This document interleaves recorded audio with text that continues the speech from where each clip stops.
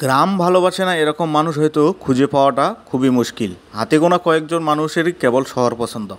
এছাড়া বর্তমান সময়ে শহরের যেসব মানুষ বাস করে তাদের শেকড়টা কিন্তু গ্রাম থেকেই উঠে আসা।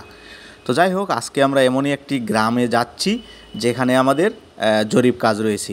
জায়গাটা হলো হবিগঞ্জের খাগাউড়া নামে একটা জায়গায়, যেটা হলো একটা হাওর এলাকা বলতে পারেন। আপনারা দেখতে পাচ্ছেন ইতিমধ্যে বর্ষা শুরু না হতেই কিন্তু বৃষ্টির পানি লেগে গেছে অলরেডি, এবং চারপাশে আপনারা বিভিন্ন ধানের খড়ের স্তূপ দেখতে পাচ্ছেন। আমরা ধীরে ধীরে এগিয়ে যাচ্ছি এবং এখানে নির্বাচনী প্রচারণা হচ্ছে, উপজেলা নির্বাচন রয়েছে। তো এখানে একটা গাড়ি ক্রিটিক্যাল অবস্থায় ফেসে গেছিলো, ধান নিয়ে যাচ্ছে। এখানে রাস্তাটা আপনারা দেখতে পাচ্ছেন কতটা খাল হয়ে গেছে, এরপরও ড্রাইভারের দক্ষতায় গাড়িটা সঠিকভাবে পার হয়ে গেছে। তো আমরা পাশেই একটা জিনিস দেখতে পেলাম যে আমাদের শৈশবে অনেকে আমরা পুকুরে গোসল করছি, সেই দৃশ্যটাই এখানে বিরাজমান। কত আনন্দ হাসি খুশিতে তারা গোসল করতেছে। যাই হোক, আমরা সামনে এগুলাম, কিন্তু রাস্তাঘাট খুব একটা ভালো ছিল না। এখানে এক বৃদ্ধ খুব আরাম করে সিগারেট টানতেছে। এখানে সামনে রাস্তাঘাটগুলো খুব খারাপ, এজন্য আমাদের গাড়িটা খুব আমরা আস্তে আস্তে যেতে হয়েছে। এক কথায় বলা যায় যে 10 কিলোমিটার পার আওয়ারেও আমরা যেতে পারিনি। এখন মনে করেন এরকম একটা রাস্তায় গাড়ি যে পাওয়া যাচ্ছে এটা একটা দুষ্কর ব্যাপার। যেহেতু আমরা গাড়িটাকে রিজার্ভ নিয়েছিলাম, সেক্ষেত্রে আমাদের সেই চিন্তাটা করতে হয়নি। তবে কিছু জায়গায় এই যে রাস্তা ভালো দেখতে পাচ্ছেন, এরকম কিছু ভালো রাস্তা আছে, আবার খারাপ রাস্তা মিলিয়ে আমাদের জার্নিটা। তবে এদিকে কিন্তু অনেক জায়গায় মাটির ঘর দেখতে পেয়েছি, যেটা আপনাদেরকে সামনে ফেলে দেখাবো। এবং সামনে আপনারা ব্রিজগুলো দেখতে পাচ্ছেন। মূলত এই রাস্তার লেভেল থেকে ব্রিজগুলো অনেক উঁচুতে। কেন উঁচুতে? কারণ এইসব এলাকায় বন্যার পানি এমনি এই রাস্তাগুলো ফ্লাড হয়ে যায় অনেক সময়। আরেকটা বিশেষ কারণ হচ্ছে এইসব এলাকার মানুষ নৌকা ব্যবহার করে বিভিন্ন মাল আনা নেওয়ার ক্ষেত্রে। সেক্ষেত্রে যখন বর্ষাকাল থাকে তখন মানুষ নদী যোগে এক বাড়ি থেকে আরেক বাড়ি, এক বাড়ি থেকে বাজার, এগুলো নদীর মাধ্যমে করে থাকে, অর্থাৎ নৌকার মাধ্যমে করে থাকে।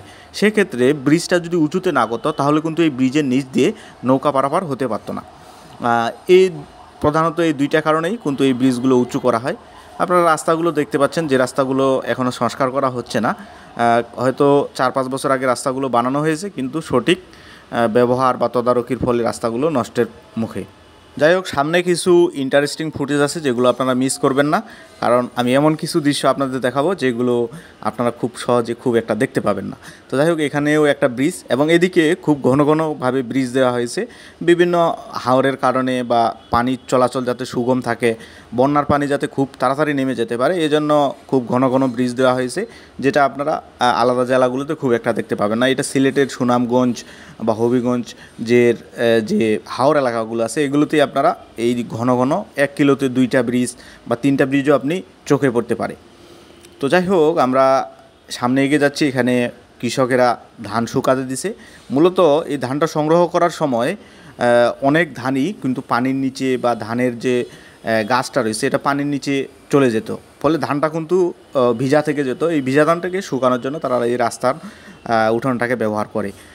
অনেকেরই উঠোন নেই, সেক্ষেত্রে রাস্তাটাই ভালো, যেহেতু রাস্তাটা ফাঁকা এবং যথেষ্ট পরিমাণে রোদ পাওয়া যাচ্ছে রাস্তায়। তো আমরা এগিয়ে যাচ্ছি, এরকম একটা রাস্তায় ভালো লাগতেছে, যদিও একটু গাড়ির ঝাঁকুনি ছিল, কাঁপুনি ছিল, বা গাড়িটা ধীরগতির চলতেছিল। কিন্তু আপনি যখন একটা গ্রামের ভিতর দিয়ে যাবেন, যখন চারপাশে এরকম গ্রামের পরিবেশটা দেখবেন, আর যদি আপনি শহরে থাকেন এরকম একটা পরিবেশ দিয়ে যখন যাবেন, তখন নিশ্চয়ই আপনার বোরিং লাগার কথা নয়। আর বাংলাদেশের অনেক এলাকার গ্রামগুলো এখন নগরায়ন হয়ে গেছে, গ্রামগুলো দেখতে শহরের মতোই লাগে। তাই যদি আপনি খাঁটি একটা নিখাত গ্রামের ছোঁয়া পেতে চান, তাহলে সিলেটের যে গ্রামগুলো আছে সেগুলোতে ঘোরাঘুরি করুন, কারণ এখানে আপনি হাওর দেখতে পাবেন, বিল দেখতে পাবেন, পাহাড় দেখতে পাবেন, গাছপালার সমারোহ দেখতে পাবেন, যে জিনিসগুলো আলাদা এলাকায় খুব কমই মিলে। এখানে কিছু রাজহাঁস রোদ পোহাচ্ছে, এবং বিশেষ যে সিনটি আপনাদের দেখাতে চেয়েছিলাম সেটা হলো আপনারা সামনে দেখতে পাচ্ছেন যে একটা গরুর পাল, কত লম্বা একটা গরুর পাল একজন কৃষক নিয়ে যাচ্ছে। যে দৃশ্যগুলো আমরা বাংলাদেশে 40-50 বছর আগে দেখেছিলাম, এই দৃশ্যগুলো আপনারা সিলেটে বর্তমান সময়েও দেখতে পাবেন। আমি এই গরুর পাল নিয়ে একটা বিস্তারিত ভিডিও বানিয়েছিলাম, যে রাখালরা কত ইনকাম করে, বা এই গরুর পালগুলোকে কীভাবে মেনটেন করা হয়, বা এক পালে কতগুলো গরু থাকে, এ ধরনের নানা ডিটেলস নিয়ে একটা ভিডিও বানিয়েছি, সেটা আপনারা দেখতে পাবেন, আমার এই চ্যানেলেই আছে আপলোড করা। তো দেখতে পাচ্ছেন আমাদের টমটমের পিছনে কিন্তু শত শত গরু।